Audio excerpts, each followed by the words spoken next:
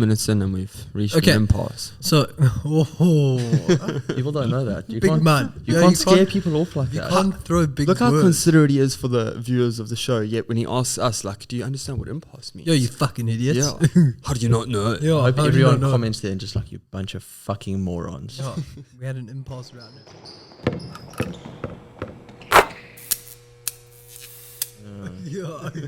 Okay, so I want to talk about pushing yourself and putting yourself in situations that are not comfortable. Some might even say uncomfortable. It's a big word. It's a big word. Yeah. Why? Okay, so what I've learned in my life, right, is that I spend a lot of time thinking about my life. So this is what I've come to realize. Okay, so when I was young, some people, I promise you, some people that I've met don't believe half of the shit because I was such a different person. Like sometimes I even think that I didn't even start living. Like I wasn't even myself until I was like 21. Like it really feels like the guy that was living in my body before that wasn't me. It was someone else. And like he was just running around doing his own thing. Adolescence. But some people can like remember stuff like it was them that was doing it. It honestly feels like it was someone else doing it. I don't think the cops are going to believe your story. Yeah. As much as you try. This isn't a very strong It was pitch. someone else. It wasn't me. What did you do, Mark? What did you do? Old Shaggy over Yeah. here. But at least if I did do something now, they could look back on this and be like, maybe it's telling the truth. But so like, just as an example, when I was young, I was like a very angry child. Like I was the guy who like my BlackBerry froze and I'd like throw it against the wall. What were you angry? I think with? this is what I'm What gonna were you this is what angry I'm gonna get to is like I think I was angry at myself. I think I had like all this potential and I was kind of just throwing it away. But like I couldn't have actually done anything with it at the time. I was too young is what I realized. Like I was a child way too long and I'm still a child, but I've learned like where to be a child and where to not be, I guess. Have you? Not really. But yeah, so like big example was a lot of people don't know I went to Stellenbosch for a year and I'm like a very social guy and I like going out and partying, and especially at that time like I liked partying and going out. Like I was a young chap, you know what I mean? And I go out on the town, like my friends know, when I was in Durban, we all used to like get party buses and like organize and all meet up and then go have a big jaw every weekend, you know what I mean? Like I was Also, you didn't go to gym for nothing. yeah, exactly. So I was a very social guy and I got to Stellies and I didn't know anyone. And a lot of people will be like, well, that's like your prime spots is like where you don't know anyone because then you get to meet everyone, you know what I mean? But I went that whole year in a new place and I didn't meet a single soul. I didn't make friends with anyone. I didn't have a single like friend group. I knew Robin Sasson and that was it. I said his name, I'm sure you won't mind. I'll phone him up afterwards. But Send the invoice. I knew one, yeah. $50. That's what it's worth now. Yeah. If you need an accountant. So I went there and it was a shit time for me. Like I went through a very hard time in my life and I felt very alone. And I like came back to Durbs because of that. And then I surrounded myself again with my friends. Like then I felt like I'm myself again. And I remember like it all changed like one day where I was like, fuck, like I'm going to get to 80 and I'm going to regret everything. Like I'm going to have hated my life. And then it became like life was putting me in these situations and making me feel anxious and all of that. And I thought like, if anyone's going to do it, it's going to be me. Like I'm going to make myself feel anxious. I'm going to put myself in those situations. And then Nothing else. Yeah. And not laugh. Like for an example, like in lectures okay, but before we get to that. So I just said like, kind of just like before I could even think about saying no, I just put myself in a situation. Like I remember wanting to go to Peru and I was like, fuck, no one wants to go with me. And I literally just went to my dad. I was like, can you go halves with me? And he was like, yeah. And I literally booked my flights like the day I thought about it and it was for 2 weeks time. And like I just went on my ace, like to fucking South America. Ace you know? out. Ace out, bro. What? Yeah. So just hopped on a plane, went to Brazil, then went to Peru and I was on my ace, didn't know anyone. Got stuck there. I didn't have fucking, What? You couldn't, no international calls, no fucking, those days. It was like 7 years ago, bro. 6-7 years ago. I didn't have like What? WhatsApp to just chat at like Wi-Fi. I was literally on my ace. I couldn't get hold of my dad. I was like Bro, I thought I missed the flights in fucking Brazil, bro. It was both scary. What? But like all of that for like this anxious little kid, it was fuck scary. And like all of that from like this is 2 years now of cold showers every day. And the idea behind it is like if you wake up in the morning and you forget all the health shit that people talk about, fuck that, all that shit. I don't care about that till like it happens to me. But like the mental side is like you wake up in the morning and you don't want to do something. Every day I'm like, fuck, I don't want to shower just because it ends with something I hate. But if you do that thing every day, it starts to silence that voice in your head that argues. Like, do you really want to do it? Is it necessary? Like, that voice starts just dulling right down. That voice in me used to argue all the time for like long, and it used to talk me out of everything. Like, I used to be, the first time I skydived, it was so scary. And then after like all of this stuff that I've put myself through was, the next time I skydived, it was just like, whoop, and I just fell out with a smile on my face, you know what I mean? And it's like, there's none of that voice going on saying like what if this happened, or you don't really want to do that, you know what I mean? And it's just like consistent, like not a nice situation. You just put yourself, like if the lecturer asks, who wants to read this article, just put your hand up, because they might pick you anyway, and then it wasn't your choice, and then you feel more anxious. You know what I mean? Yeah. I was thinking about that you're saying if you can just have the cold shower, because I mean, I obviously try and do that too to a certain extent, and I try to do it more on the days that I don't want to do it the most. The days where I'm comfortable doing it, I'm like, oh. But the days that I really don't want to do it are the days that I force myself to do it. And sometimes it turns out better. Yeah. Like, and the point for me though is less so that it dulls that voice down though, but more that if you tell yourself, okay, I'm not doing it today. I've convinced myself it's too cold. I definitely cannot do that today. that's when you do it the most. Yeah, but if you give in to that and you say, okay, cool, then I'm not doing it, right? Then when something else comes up in your day and you need to argue, you've already given strength to an argument to yourself. And so you're saying, oh shit, I couldn't do that. No, then it goes I downhill. couldn't do this, yeah. But if you don't let yourself have that argument, when it comes to the next point and you do argue with yourself and you say, okay, I don't want to do this, you think you don't have much power. You failed the first time, you're going to fail again. You know, it's the same thing with voice. dieting. Like when you're on a strict diet, or if you're on a no drinking spree, right?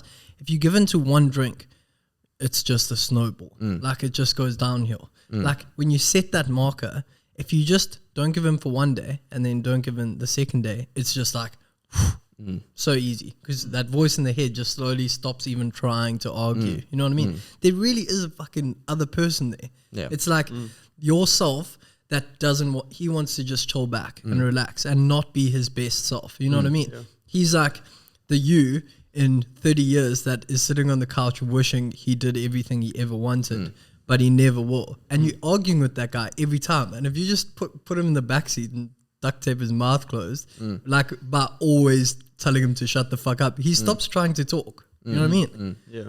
So this was like a topic for me like 2 years ago, bro, in my life. So I indirectly put myself in uncomfortable situations. It wasn't a conscious thing, and I'll tell you how it worked out. So although I wanted to go and do world tours and this and that and that, I hadn't thought as far as I'm going to have to perform in front of like 20,000 people. And at this point I hadn't, my biggest performance was my 21st birthday for like 30 people, and I was pissed. So I don't even remember it, right? And so although I wanted to sing and stuff, like it was indirectly that I was going to have to perform eventually, you know? And You just didn't think about it. yeah, and like stuff that I'd read in the past was, it's not just about like, what's the point of putting yourself in an uncomfortable situation? And the point is to grow your comfortability zone, because it's not just like, okay, well, it's to make you comfortable in uncomfortable situations. It's to actually grow that zone, so you start feeling more and more comfortable, and you know.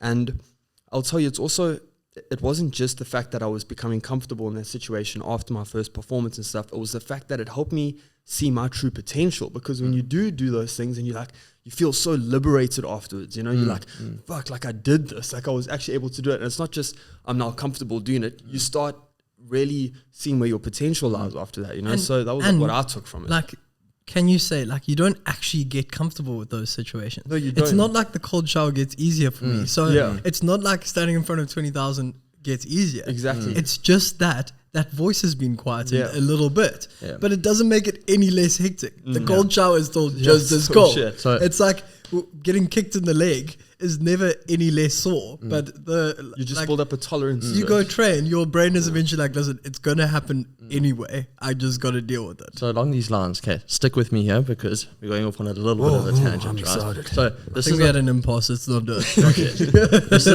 is a thought I had like 4 years ago, and it really did change my life and my perspective on so many things. And I read a quote, and it was something along the lines of, "You drift towards your weaknesses or your vulnerabilities, right?" And It's so easy. No. You tend to drift towards you don't drift towards your strengths. You drift towards your weaknesses if you're not guarding yourself, because your strengths are always going to be there. So you sort of mainstay that, and any paths off your strengths, you're drifting off to your weaknesses, right? Okay. So if you're a person, That's why you train your bars more. Yeah. this bullies me all the time. It's not words, it's body shaming. He said, "Stay just- with me, Mark." Oh, sorry. You were somewhere. We We're were an somewhere. impasse again. I was thinking, why is he saying this? And then I realized. But if you imagine yourself as this whole person, right, and 90% of the time you hear, and occasionally you drift off there, you never drift off that way. You're always drifting off inward because there's more space for you to drift off. There's more weakness to you than there is strength to you. There's more space for weakness. You can be way worse than you can be better, if that makes sense, right? So you tend to drift towards your weakness. And all of us always think, okay, we focus on our strengths because that's what we're good at. So we up our strengths. Oh, I'm really good at this, so I'm going to do that more often. Cool. But then you're not growing yourself to who you could possibly be. So if you start working Your on peak potential. if you start working on your weaknesses instead, the amount that you can possibly drift off becomes less, which means you as a person, if you look at your start median, aligning your better.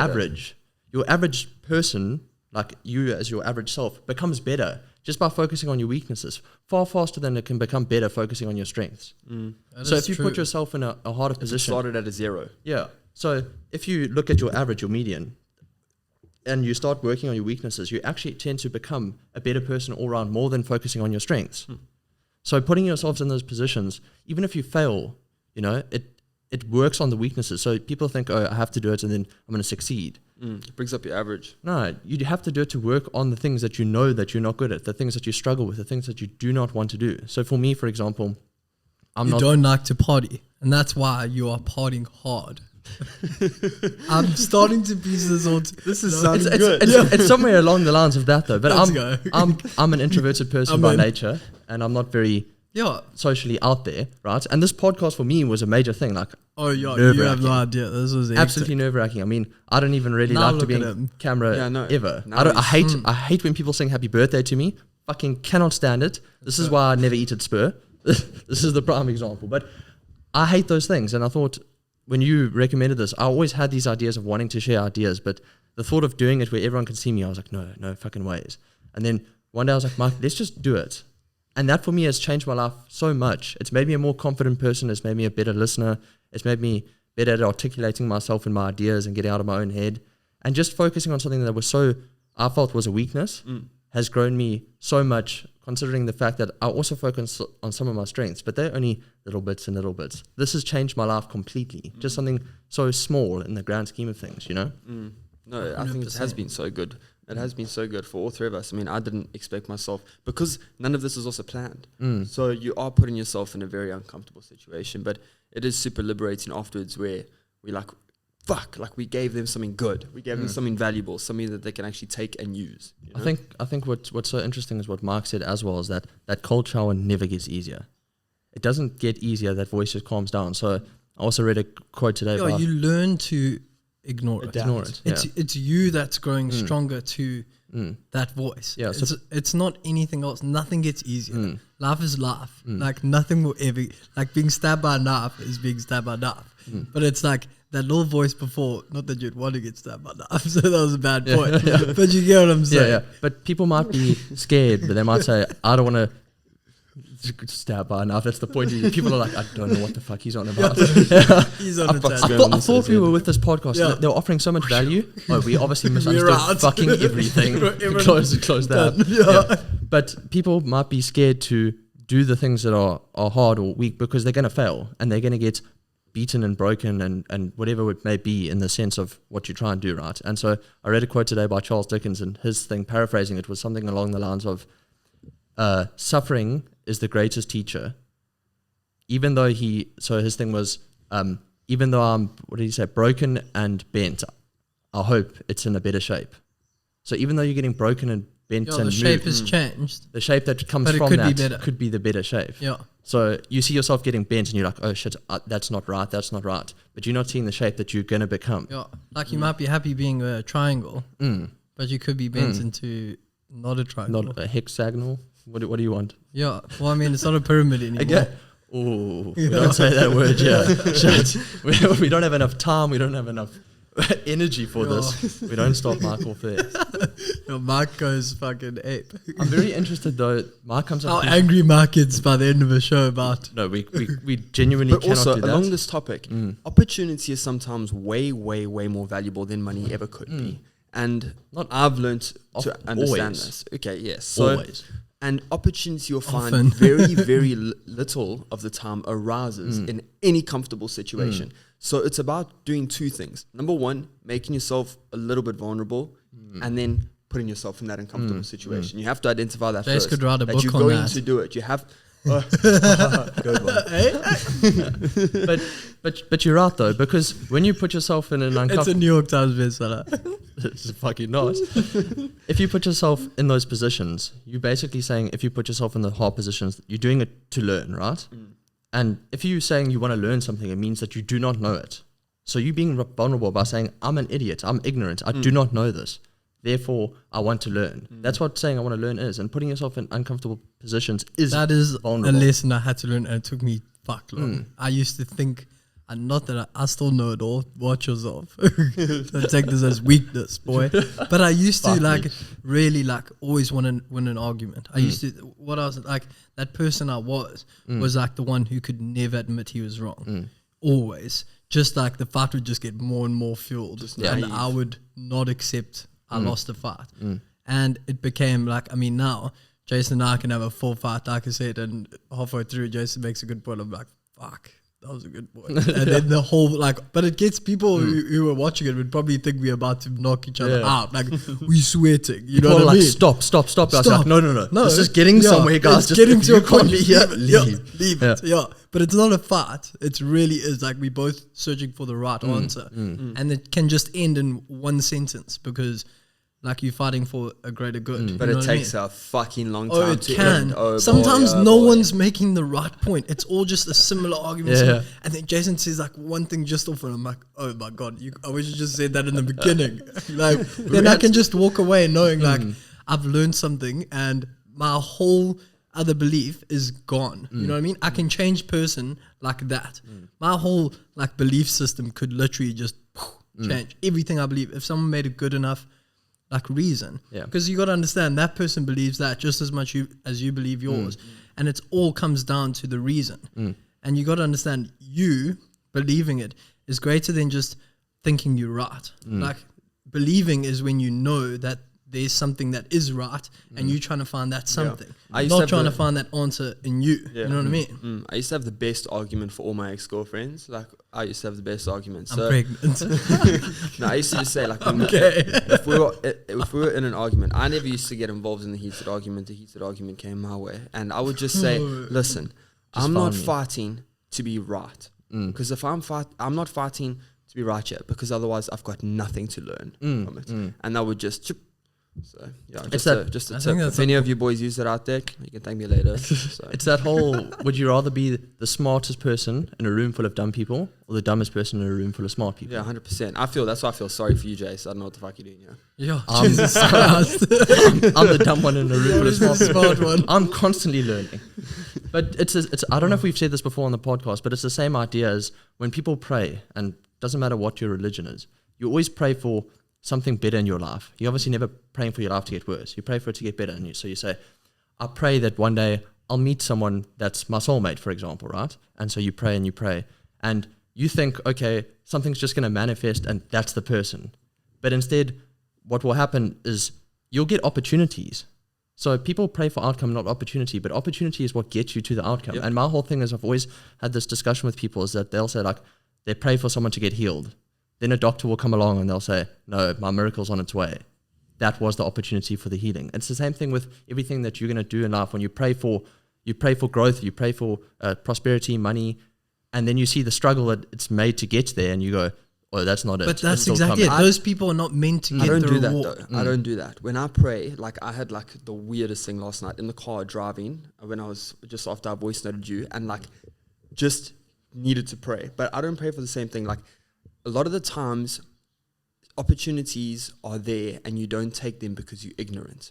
And that's exactly what you're saying. Yeah. And like, for example, there's a bit of an opportunity that's in front of us right now, also involved along my music lines. And I thought about it last night. There was fuck all significant about the opportunity. It wasn't like this could be the opportunity. No, it was just me reaching out to another person. But the fact that it could be so significant reminds you not to be ignorant, you know, during those situations. Because if there's an opportunity out there for anybody listening, it's not going to fucking jump at you once you pray for it.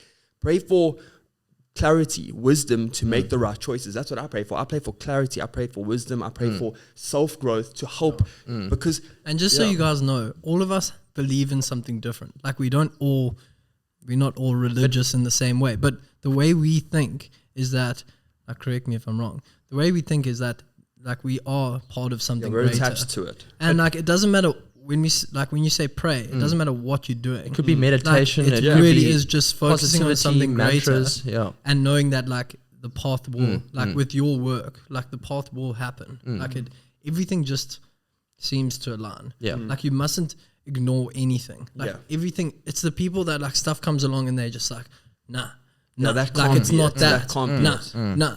Like the key is to say yes to everything. Like it Yes. really is. Really like really is. help that person, like do that, like be part of that, be part of that. Don't always think that there's a reward. Like one thing is Jason and I and Joss, we've invested a lot of time instead of money. Like we haven't earned anything from a lot of our investments. But like the key is that we're opening up so many doors for that thing that we have been like aiming for. You know what I mean? And it's not always monetary. It can be a person you shake hands with that can change the rest of your life. It could be one thing. And that's all just like part of like, no one just comes to you for help with something. You are that person. Like there's some reason you're in that person's mind. Like some reason that they thought of you. It's not for nothing. You say no to that one thing and you're missing out on like a whole line of like potential. You know what I mean? That's how we all see it. Yeah. And we've even had like have you had situations in your life that have shown you that? Like that have shown you that? 'Cause Every day. yeah, literally. Every fucking day. Sometimes you have you just to be stop. conscious of the things that are Like- going around you. If you are asking for something, whether you're asking the universe, praying for it, be I have a conscious. story. I have a story. Wait, just before you No, get there, just so we don't it's not off fall this, topic. off it's this not point. off topic. When you said you pray for clarity, what's so Oh, good. cool is that we still Yeah, when you pray for clarity, keep that one, yeah. people are so unaware that something negative currently can be positive in the future, and so you brush That's it off. exactly it. You brush it off like, oh shit, I lost that person out of my life. How am I ever going to recover? But you've been praying for growth, and that was the thing that was holding you back the entire I say time. this, like with like everything, it was like I've asked for struggle. I don't know if I've said it on the podcast. I think you have before, but once I've before. asked for struggle. Like Yeah. that's what you need to realize is that that person you could be is far much more worth losing a bit now than never becoming that person. Like that is the worst fear. Yeah. It's like now, like if you don't have 5 kids and like a wife and you don't have a mortgage to pay and stuff, like now's your time to really take a risk and say like I could lose everything right now, but that person that I'll become is so much more worth. And like, also enjoy your moments, enjoy the struggles, enjoy the hard work, enjoy because the if you succeed, you'll never get those again. exactly. So Never. we've spoken about this. Everyone thinks Mark Zuckerberg is a weird guy. Like doesn't matter what your opinions are. He's an oddball, He's a right? lizard man. And everyone goes, why is he so odd? And one day I went and looked when he became a billionaire. It was at 23, and he was probably then a millionaire, far younger than that. He just joined the Illuminati at that point. Yeah, That, they just gave him speaking, his I mean, first that scales. is a triangle or a pyramid. Yeah, some scheme. But anyways, as I was saying, he was 23 when he got all his money, and suddenly all the struggles that could have come from growth, from maybe being in a bit of like not poverty, but trying to make ends meet, trying to facilitate something, failing, all of that stuff suddenly went out the window, and he never got those experiences. He will never get that potential to be that person, and that's why he is so socially Disconnected to the rest of us. Yeah.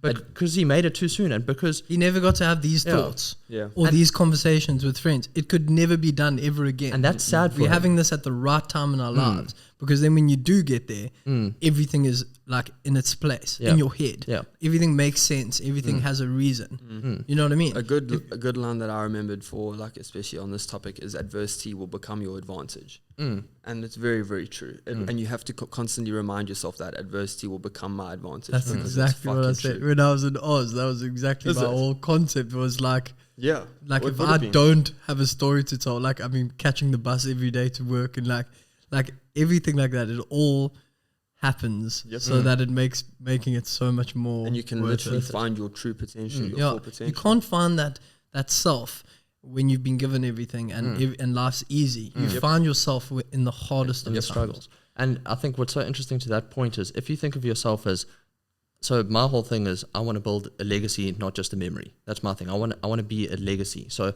far beyond what I am, when I pass, when the last memory of me disappears, my legacy, my impact is still there in some way, shape or form, right? And if you think of that as, like, let's say an ancient city, that's the way I picture it in my mind, right? If you're building the city, you're building, like, it's beautiful, it's lovely, right? And you don't have adversity and you're just going. And right before, you leave or the city is there, someone comes in and destroys the whole thing. Because you never had war up until that point, so you never put stronger walls up, you never did all this kind of stuff. And so you thought, it's so beautiful. That's a very good analogy. And then it falls down. Or you can say, like, I had to start, it took me longer, this is why that wall's there, even though there's no war right now, this is why that wall's there. And you build up all these unique things so that this city is going to last for. Or you had been through 10 little wars. You had been through 10 little wars, and that's why your walls got stronger and stronger and stronger. Exactly. You know what I mean? So, and then when it becomes to the end and it is this beautiful thing, and there's still all these structures in place, it will now last forever. Yeah. Because you took the lessons from the struggles, from the hardships. You didn't just say, oh, I only want the beautiful. You said, I want the beautiful and the strong and the longevity. I want the forever, not just the now, And every success story that you will read came with all the guys that did something successful had the most bullshit in their lives. And that's why it's so good to just head for it, because if you are getting bullshit, you are on the right path. You're like when I was going through fucking hell with music agreements and people fucking me over and holding music for ransom and shit, I was like, and I took it from you because you were like, Joss, this is meant to happen. And it literally, because I kept that mindset, it was meant to happen, and it was so clear because it turned out for the better. Literally, yeah. You got to know. Bro, like Elon, prime example, he grew up in Africa. And now look at him. Africa, the hardest place ever, bro. I should hate to live there. Imagine how strong those motherfuckers. That's almost as bad as Mississippi. Apparently the worst state in the US. What's interesting about this whole thing, right? So Mike was like, guys, I've got the next topic for the podcast. It's putting yourself in hard places to learn lessons.